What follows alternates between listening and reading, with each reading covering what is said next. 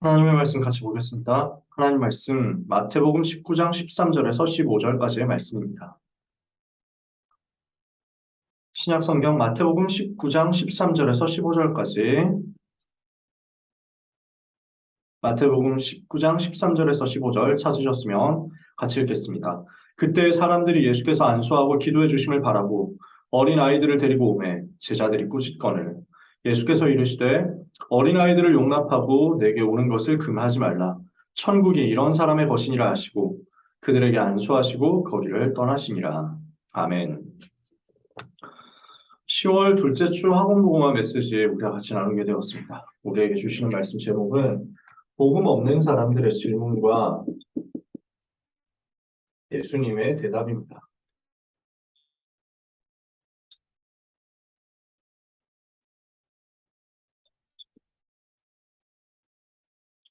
이번 주에 우리는 영적인 내용을 가지고 현장을 볼 수 있어야 되겠습니다. 대부분 사람들은 뭐 하고 있습니까?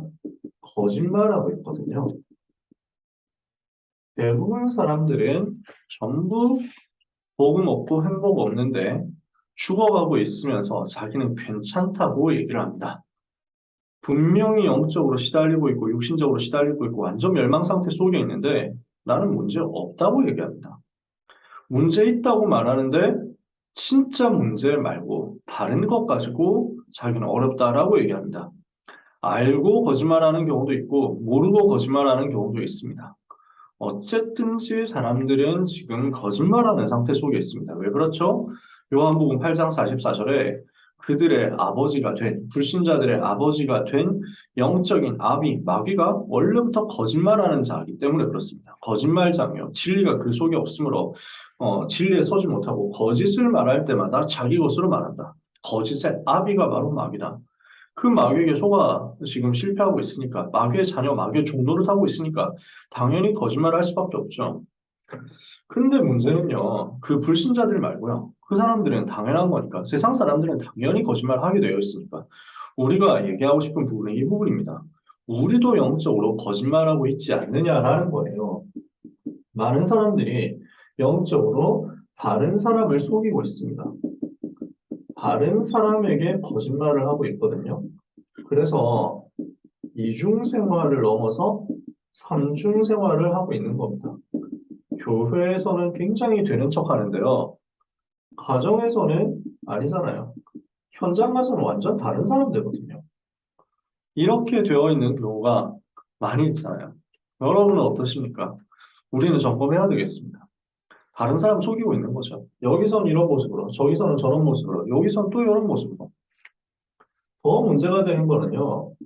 나 자신을 속이고 있는 겁니다. 스스로에게 거짓말을 하고 있거든요.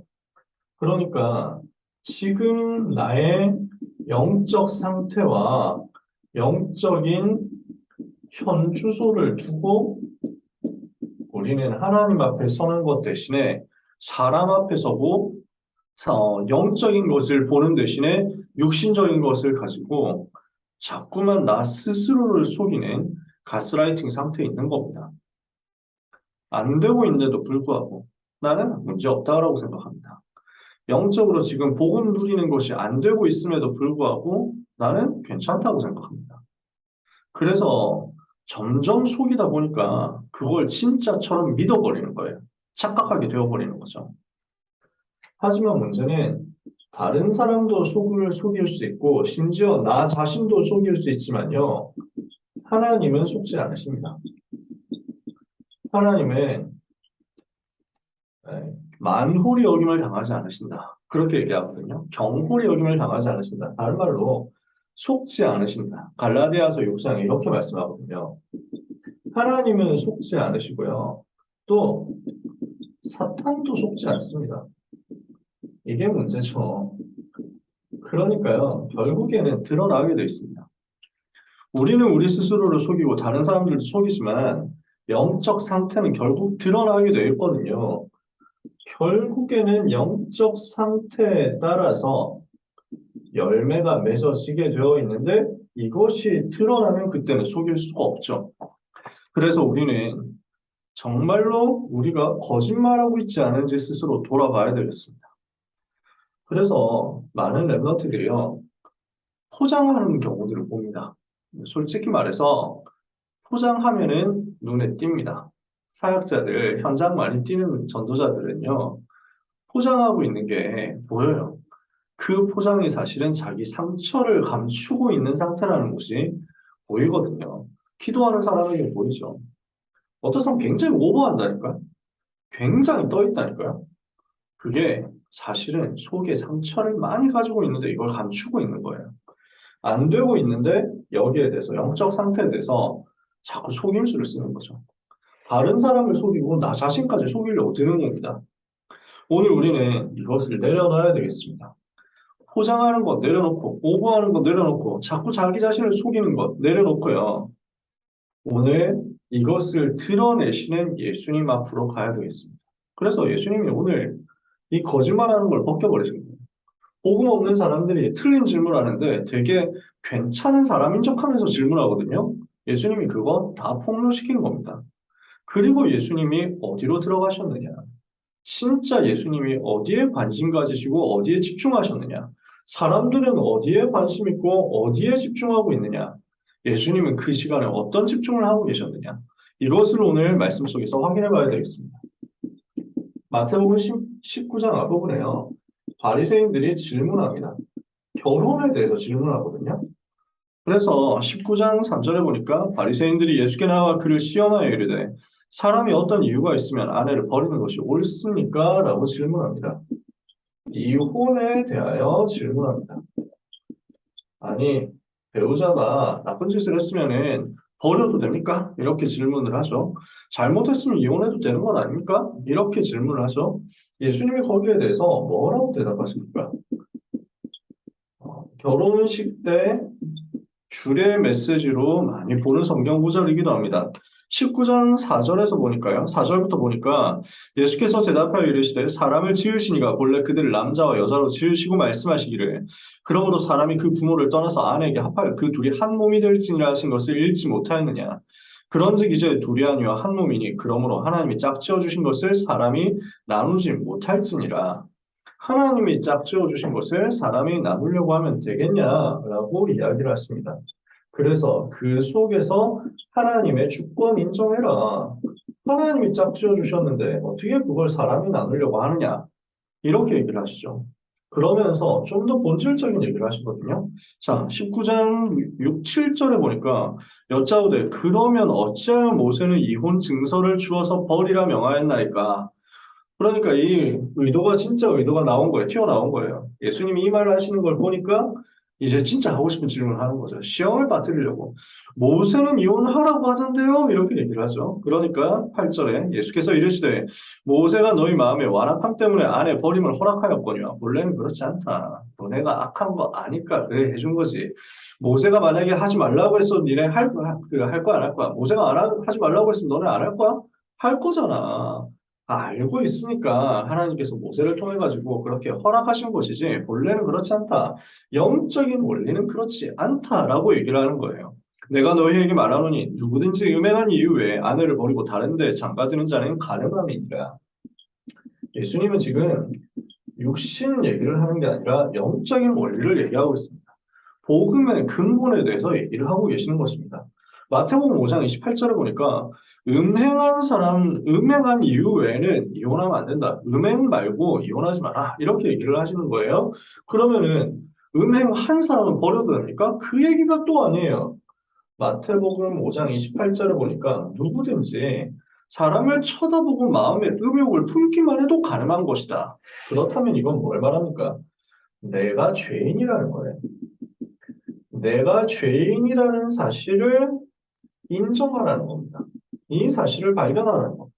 내가 하나님 앞에 서면요, 거짓말할 수 없어요. 저 배우자가 나한테 부정을 저질렀다? 그런 그 문제가 있을 수도 있습니다. 또 사람이 이혼을 할 수도 있습니다. 지금 이 얘기는 이혼을 하면 안 된다, 이혼을 해도 된다 그 얘기 수준이 아닙니다.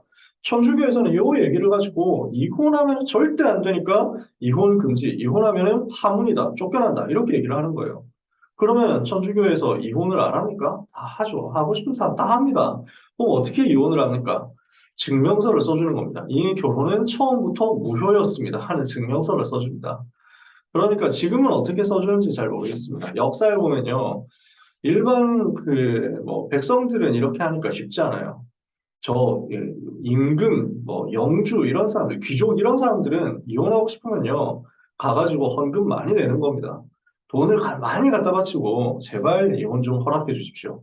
결혼 무효 선언을 해 주십시오. 그래가지고 아 그래 네 믿음 보니 네가 이렇게 바친 걸 보니까 해줘야 되겠네. 아유 언제 결혼해서 결혼한 적 없지. 뭐 이렇게 해준다니까 눈 가리고 아우 하는 거죠. 거짓말 하잖아요. 지금 억지로 또 하지 말라고 하니까 이런 식으로 문제 생기는 겁니다. 예수님이 그 얘기를 하시는 게 아니에요. 자, 이혼해야 됩니까? 이혼하지 말아야 됩니까? 예수님은 그 얘기를 하는 게 아니라 이혼 얘기를 하는 너네 상태가 뭔데? 너네 질문하는 이 의도가 뭔데? 너네는 훌륭하고 저 나쁜 짓 저지른 사람은 그 사람을 잘못했으니까 정죄하려고 하는 거 아니냐? 그러면서 이거 가지고 어떻게든지 시험에 빠뜨리려고 하는 거 아니냐? 너네 스스로가 죄인이라는 사실 인정 못하면은 결국 거짓말하는 것이다. 육신적으로 지금 간음했냐 안 했냐, 음행했냐 안 했냐 문제보다 영적으로 하나님 떠나가지고 죄인 된 게 더 크다. 모든 사람 다 죄인이다. 이거 빨리 인정하고 깨달아야 된다. 그러면 누구를 내가 봐주고 안 봐주고 이런 얘기를 할 수 있겠냐? 누구를 정죄하고 누구 앞에서 내가 의롭다고 자랑할 수 있겠냐? 이거예요. 그러니까 하나님이 짝지어 준 것을 사람이 나눌 수가 없다. 이혼을 해라 마라 얘기가 아니고요. 하나님 앞에서 거짓말하지 말고 틀린 질문하지 말고 하나님 앞에서라. 그러면 여기에서 뭐가 나오니까? 하나님이 원래 인간에게 주신 의도가 발견되는 겁니다. 한 사람이 그 부모를 떠나서 아내에게 합하여 그 둘이 한 몸이 될지니라 하신 것을 읽지 못하였느냐. 둘이 아니요 한 몸이다. 하나님이 짝지어 주신 것을 사람이 나눌 수 없다. 예수님이 이 부분을 정말로 가르쳐 주신 겁니다. 한 몸이다, 원네스다라는 것을 왜 하나님께서 만드셨습니까? 이 시간이 결혼에 대해서 길게 얘기하는 시간은 아니니까요. 제가 많은 얘기를 이 시간에 하지는 않습니다만, 여러분, 하나님이 일부러 사람을 남자와 여자로 만드시고 결혼을 통해서 후대가 태어나고 미래를 향해서 가도록 만들었습니다. 생육, 번성, 충만, 정복, 다스림이라는 창세기 1장 28절의 여정이 창세기 1장 27절 하나님의 형상을 가진 남자와 여자의 만남 속에서 되어지도록 하신 것입니다. 왜요? 스스로는 살 수 없다는 거예요. 혼자서는 살 수 없다는 거예요.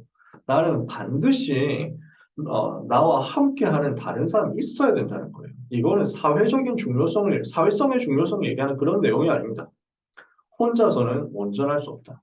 나 혼자서는 완전할 수 없다. 나 혼자서는 살 수 없다. 내가 배우자가 있어야 되는 것처럼 사실은 나는 영적으로 하나님 만나야 되는 것이다. 이걸 깨달으라는 겁니다. 그래서 성경에서는 신랑 신부 이야기를 많이 합니다. 요 얘기는 무엇을 의미합니까?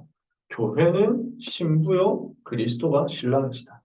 나의 신랑 되신 예수 그리스도를 마음속에 영접할 때 나는 비로소 온전케 되고 그 하나님과의 원네스를 통해서 하나님 만나고 예수 그리스도를 마음속에 영접하는 순간 내게 임하는 그 임마누엘의 축복을 통해서 나는 여기서 죄에서 빠져나올 수 있다는 거예요.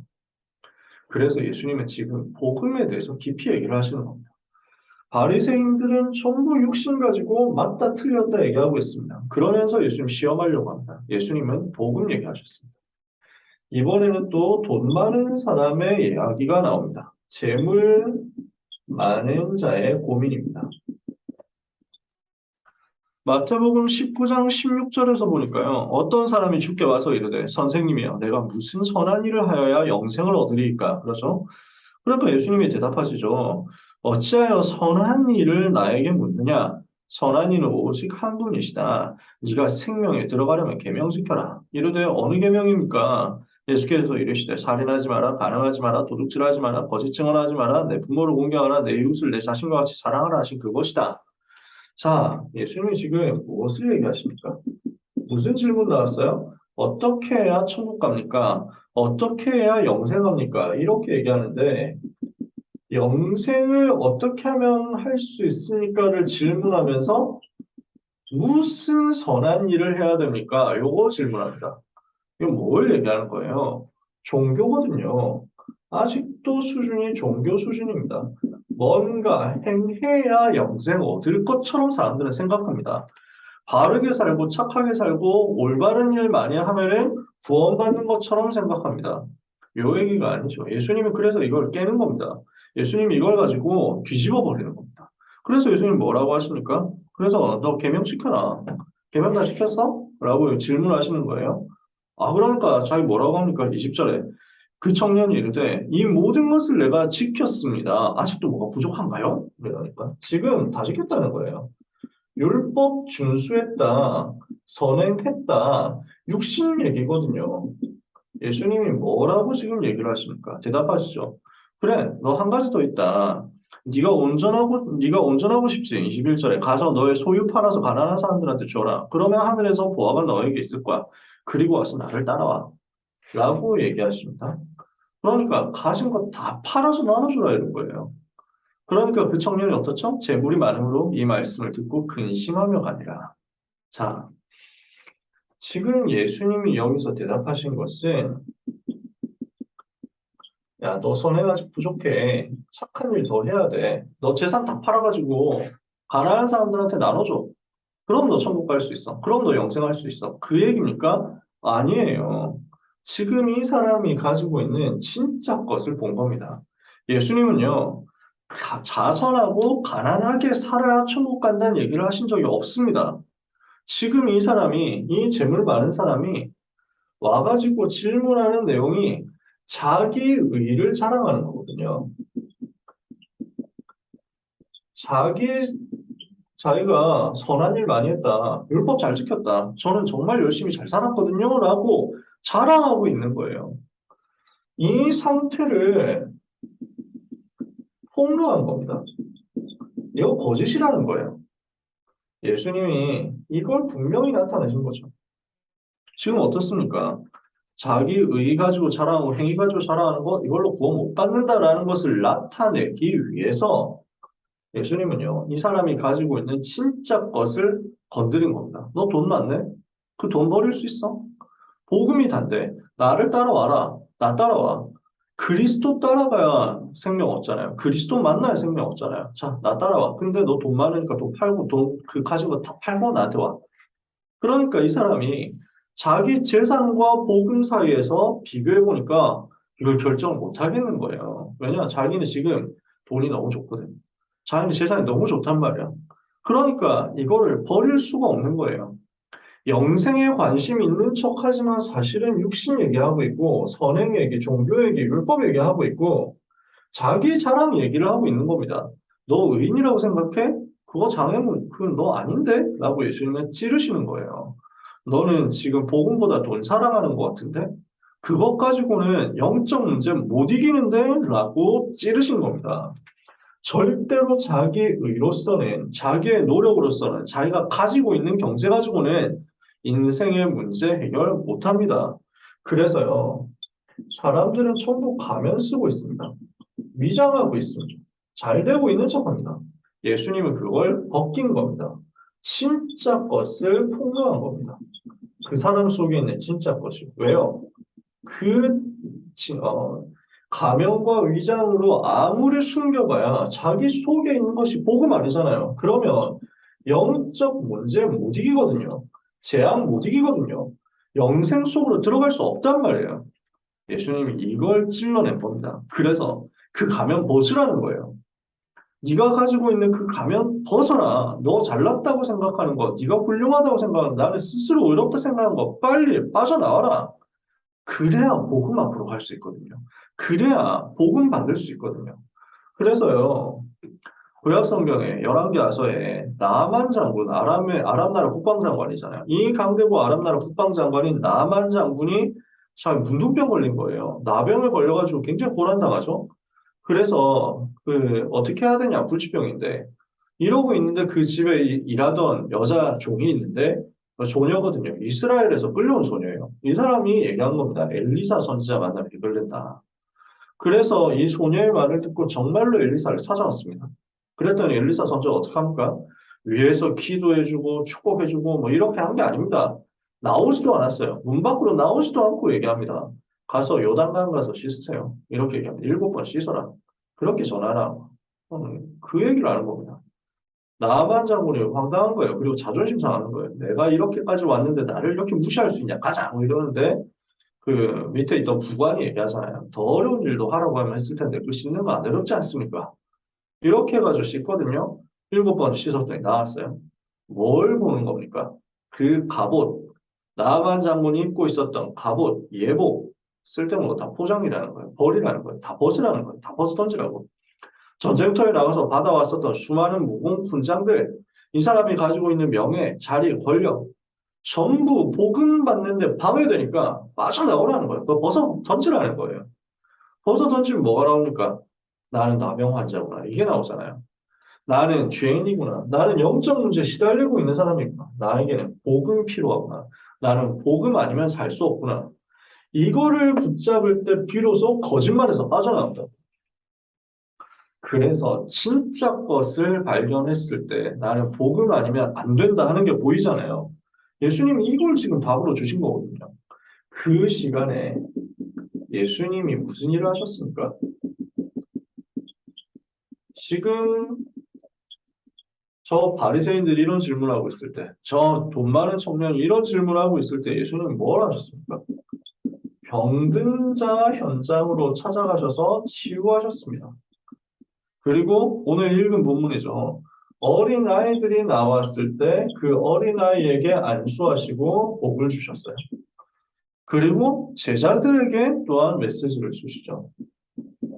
베드로가 얘기하잖아요. 27절에 보소서 우리가 모든 것 버리고 주를 따랐사온데 그런즉 우리가 무엇을 얻으리까? 예수께서 이르시되 내가 진실로 너희에게 이르노니 세상이 새롭게 되어 인자가 자기 영광의 보좌에 앉을 때 나를 따르는 너희도 12 보좌에 앉아 이스라엘 12지파를 심판하리라. 또 내 이름을 위하여 집이나 형제나 자매나 부모나 자식이나 전토를 벌인 자마다 여러 배를 받고 또 영생을 상속하리라. 그러나 먼저 된 자로서 나중되고 나중된 자로서 먼저 될 자가 많으니라. 제자들을 향해서 또 축복하신 겁니다. 제자들에 대한 축복의 메시지를 전달하신 거죠. 자, 그러면 이거는 무엇을 얘기합니까? 사람들이 이런 것 관심 가지고 있을 때, 복음 없는 사람들이 틀린 것 가지고 집착하고 틀린 것 가지고 질문하고 있는 그 동안에도 예수님은 조용히 복음이 필요한 현장에 집중하셨어요. 병든 자 살리고 렘넌트 살리고 세계 살릴 제자, 전도자들을 세우신 겁니다. 그러니까 대부분 사람들의 관심과 준우의 관심이 달랐죠. 결국 어떻게 됩니까? 그 관심 따라서 열매가 맺어지는 겁니다. 어떤 것에 관심이 있었느냐? 결국 유대 나라는 이거 질문하다가 유대인들, 바리새인들 이거 질문하다가 완전히 멸망해 버렸잖아요. 근데 이 복음은 세계를 정복하게 된 거거든요. 우리는 멸망할 수밖에 없는 틀린 것에 관심 가지고 질문하면서 거짓말하는 상태로 살아야 되겠습니까? 아니면 복음 필요한 현장으로 들어가서 사람이 알아주든 알아주지 않든 이 복음 붙잡고 있다가 세계 정복하는 자리에 서야 되겠습니다. 오늘 이 답을 우리가 내야 되겠습니다. 무엇을 심느냐? 어디에 관심 가지느냐? 어디에 집중하느냐? 결국 열매 맺어지게 되어 있거든요. 그래서 우리는 이번 주간에 우리 자신이 거짓말하고 있지 않은지를 돌아보면서요. 스스로를 점검했으면 좋겠어요. 오늘 제목 있잖아요. 복음 없는 사람들의 질문 그랬어요. 그래서 오늘 이번 주에 우리가 같이 질문하자고요. 나는 복음이 있는가 이겁니다. 그러면 여러분 복음이 있는가 질문하려면 복음이 무엇인가부터 답을 내야 됩니다. 여기에 대해서 정리가 정확하게 되어야 되죠. 왜 인간에게 복음이 필요합니까? 인간은요, 하나님 만나야만 살게 되어 있습니다. 인간은 하나님 떠났기 때문에 어떤 방법으로도 구원받을 수 없고 어떤 방법으로도 자기 문제 해결할 수 없습니다. 그래서 하나님이 이 문제를 해결하도록 그리스도를 보내시겠다 하신 것입니다. 인간은 그래서 복음 없으면 당연히 망합니다. 복음 없으면 불신자 상태에서 못 빠져나옵니다.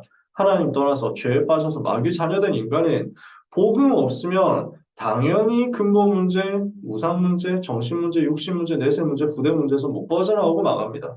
인간은 복음 아니면 살 길 없어요.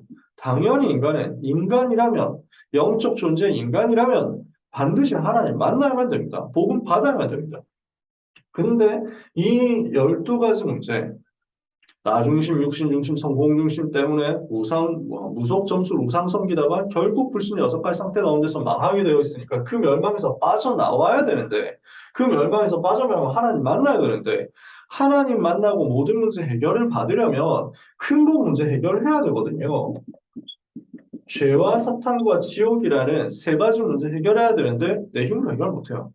그래서 하나님이 그리스도를 보내사 죄와 사탄과 지옥의 모든 문제를 끝내기로 한 겁니다. 그 예언대로 오신 분이 창세기 3장 15절부터 예언되었던 그대로 오신 분이 바로 그리스도 예수님이잖아요. 예수님이 그리스도 되셔서 인생이 당할 수밖에 없는 근본 문제 3가지를 십자가에서 끝내버렸어요. 하나님 만나는 길을 연 선지자로 모든 죄의 저주 문제 해결하는 제사장으로 사탄의 권세 박살내는 왕으로 오셔서 모든 문제 해결하신 거예요. 인간은 당연히 하나님 만나고 복음 받고 모든 문제에서 예방받아야 됩니다. 그러려고 하니 예수님이 그리스도 되셔야만 되는 겁니다. 그 필요성이에요. 그 예수 그리스도 만난 사람은 모든 멸망에서 당연히 완전히 빠져나옵니다. 그리고 이 구원받은 것을 아무도 막을 수가 없습니다. 절대성입니다. 아무도 우리가 받은 구원을 빼앗을 수 없습니다. 하나님의 자녀에게 와 있는 이 복음, 하나님 자녀에게 와 있는 이 능력 아무도 막을 수가 없어요. 그래서 절대성입니다. 우리가 받은 구원의 축복, 신분과 권세 아무도 빼앗아 갈 적 없어요. 이 복음의 당연 필연 절대가요. 나에게 정리가 되어서요. 다른 사람에게 전달될 수 있을 만큼 그냥 전달이 아니라 사도행전 17장에 나오는 대로 증명할 수 있을 만큼 준비되어 있어야 됩니다. 사도행전 17장 2절 3절에 보니까 새 안식일 동안 성경을 가지고 강론하며 뜻을 풀어 그리스도가 해를 받고 죽은 자 가운데서 다시 살아나야 될 것을 증명했다. 증명하고 이르되 내가 너희에게 전하는 예수가 곧 그리스도라. 우리가 정말 복음 알고 있습니까? 복음이 뭔지 한 단어로 한마디로 얘기를 할 수 있습니까? 한 문장으로 정의할 수 있겠습니까? 여러분 이번 주에 이 부분에 대해서 완전 답을 냈으면 좋겠어요. 여러분 보고 누가 질문한다 했을 때 복음이 뭐냐? 복음이 뭐라고 해야 되냐? 복음이 정말 뭐냐? 했을 때 여러분이 어떻게 답을 하시겠습니까? 정리하는 한 주간 되셨으면 좋겠어요. 두 번째, 나는 정말 복음을 가졌습니까? 복음에 대해서 내용이 정리가 되었다면요. 이 부분을 정말 확인해야죠. 정말 내 속에 예수님이 그리스도로 계십니까? 영접 확인입니다. 정말 내가 예수님 영접했으면 하나님의 자녀가 된 게 맞잖아요. 그렇다면 나는 이거 가지고 있습니까? 구원의 확신과 함께 다른 4가지 확신 가지고 있습니까? 사죄의 확신, 또 응답의 확신, 인도의 확신, 승리의 확신 포함해가지고 5가지 확신 아닙니까? 정말 내가 구원받았습니까? 내 안에 예수님 계십니까? 나는 죽어도 지금 죽어도 하나님 자녀이기 때문에 당연히 천국 간다. 여기에 대한 확실한 증거가 있습니까? 이것을 이번 주간에 성경을 통해서 확인하시고 여러분 속에서 대답하시는 그 성령의 대답을 들으시게 되기를 바랍니다. 마지막 3번째입니다. 정말 내가 복음 가졌다고 했을 때 나에게 복음이 오직인가? 이거 질문했으면 좋겠어요.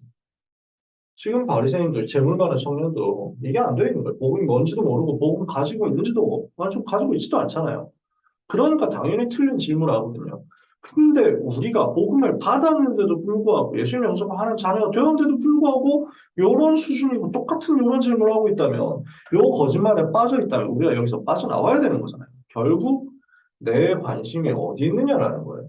나의 관심이 어디에 있는지, 나는 어디에 집중하고 있는지 이걸 우리가 확인하자는 겁니다. 스스로에게 거짓말하지 말고 대답할 수 있어야 된다는 거죠. 주님이 복음에 관심 가지고 복음 필요한 현장에 집중하셨던 것처럼 오늘 우리가 오직 복음에 집중하고 오직 복음 필요한 현장에 관심 가지는 응답을 받았으면 좋겠어요. 그래서 이 질문을 두고 기도하면서 답을 찾아내시기를 바랍니다. 지금 복음 없어지고 기독교 종교화되고 있잖아요. 그러니까 기독교인인데도 그요 고민, 육신적인 고민 수준에서 못 빠져나가고 거짓말 다 하고 있는 겁니다. 기독교인이라고 하는데, 기독교 집안이라고 하는데, 가문이 다 기독교라고 하는데, 전부 말하고 생각하고 하는 것들이 요구하다 보니까, 이제는 그 거짓말도 다 드러나는 거예요. 다 폭로되는 거예요. 불신자 봐도 다 알 만큼 폭로되는데요. 얼마나 안타깝습니까? 이러니까요. 지금 뭐 이번 주에 나온 유명한 연예인 얘기, 가정 얘기, 우리는 봤잖아요. 다 기독교 집안이래요. 비참하게 된 거예요. 얼마나 더러운 모습이었습니까? 얼마나 지저분하고 안타까운 모습이었습니까? 다 폭로되는 거예요. 비참하게 됐어요. 기독교는 지금 비참하게 된 겁니다. 아무 힘이 없습니다. 이 무능의 결과가 폭로되고 있죠. 뒤집어야죠. 그래서 우리가 복음 정리하고 구원의 확신 점검하고 이 복음이 나에게 모든 것이 되어서 거짓말하는 상태에서 빠져나오자. 영적 상태 가지고 영적 현주소 가지고 거짓말하는 상태에서 빠져나오자. 그러면요 우리에게 복음이 실제 능력이 되는 역사가 나타나게 될 것입니다. 이 응답받고 현장을 변화시키고 미래 살리는 귀한 모든 렘넌트와 전도자 여러분 되시기를 예수 그리스도 이름으로 축복합니다. 기도하겠습니다. 하나님 아버지 감사합니다. 거짓말하는 상태에서 빠져나오게 하옵소서. 나의 영적 상태, 나의 영적 현주소가 오직 복음 앞에 있게 하시며 오직 복음 안에 있게 하여 주옵소서. 복음이 오직이 되어 이 복음에 집중하고 이 복음 누리는 데 집중하다가 이 복음 전할 수밖에 없는 영적인 역사가 삶의 열매로 맺어지게 하여 주옵소서. 모든 귀한 렘넌트와 전도자들에게 세상이 이길 수 있는 영적인 큰 힘이 회복되는 날이 되게 하옵소서. 예수 그리스도 이름으로 기도합니다. 아멘.